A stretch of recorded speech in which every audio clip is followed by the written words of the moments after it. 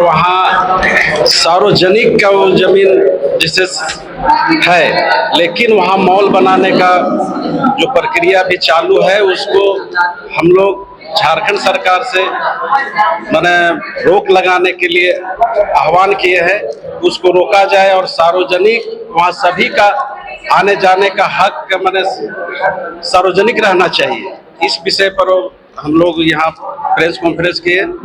और जमीन लूट जो झारखंड में आए दिन, चाहे रांची क्लब हो या सभी जगह झारखंड में देखिएगा तो हर एक अंचल में ये जमीन लूट ही चल रहा है कि आदिवासियों का जमीन कैसे, अब तो बचा नहीं है, जनरल जमीन तो कोई ले नहीं पाता है, लेकिन आदिवासियों को जो जमीन है उसी पर फोकस किया जा रहा है। चाहे हमारे झारखंड सरकार इस पर कुछ नहीं कर पा रहे हैं। सभी जगह देखिए कि एक दूसरे के रैयत का जमीन दूसरे को दे देता है, इसी तरह से वायलेशन हो रहा है।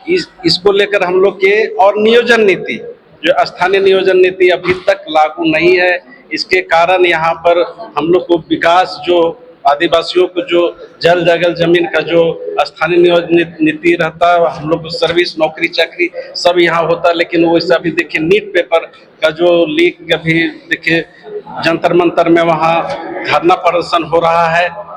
तो ये सब चीज है कि ये केंद्र सरकार जो वहाँ है, जो और पुलिस जो दिल्ली का है जो लाठी चार्ज कर रहा है, उसको भी हम लोग निंदा किए हैं। क्यों आप लोग प्रेस वार्ता बुलाए, क्या उद्देश्य है? देखिए, हम लोगों का सबसे पहले आप लोग चैनल के माध्यम से धन्यवाद देना चाहते हैं।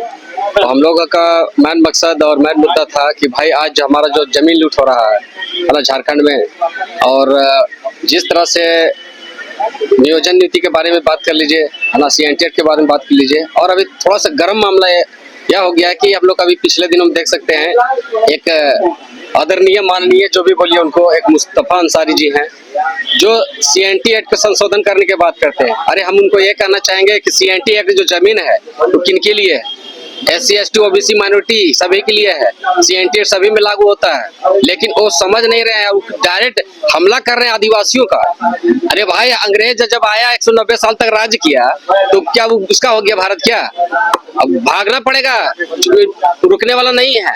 और जो आप संशोधन करने की बात करते हैं, आप अब सब बात आप कर रहे हैं तो आप बहुत निंदनीय वाली बात कर रहे हैं। और अब जो आपको जो समाजवादी पार्टी के जो भी बनाए हैं, जो उच्च पदाधिकारी लोग जो आपको प्रदेश या कुछ है, आप तो हम मांग करेंगे कि भाई आपको जल्द से जल्द निष्कासित किया जाए, नहीं तो बहुत बड़ा नुकसान आपको भुगतना पड़ेगा, क्योंकि CNT एक्ट हमारा ऐसे ही नहीं मिला है।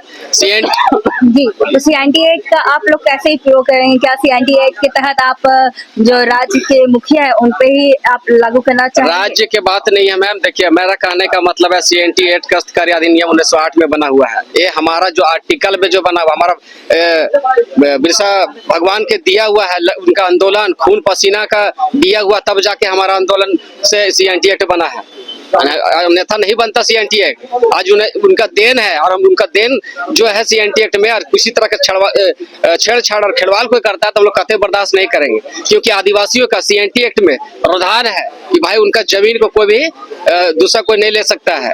तो यही सब चीज कहना है, उनको थोड़ा सा मर्यादित होकर बात करना चाहिए। और वो डायरेक्ट चुनाव की बात करते हैं कि भाई अगर मेरा सरकार बने तो संशोधन करेंगे। आपको ये कहाँ का है? आप पहले आप देख लीजिए कि आपको कहाँ से चुनाव लड़ना है, नहीं लड़ना है। JP भारत लाइव, भारत की बात JP के साथ। वीडियो को लाइक करें, शेयर करें और चैनल को सब्सक्राइब करें।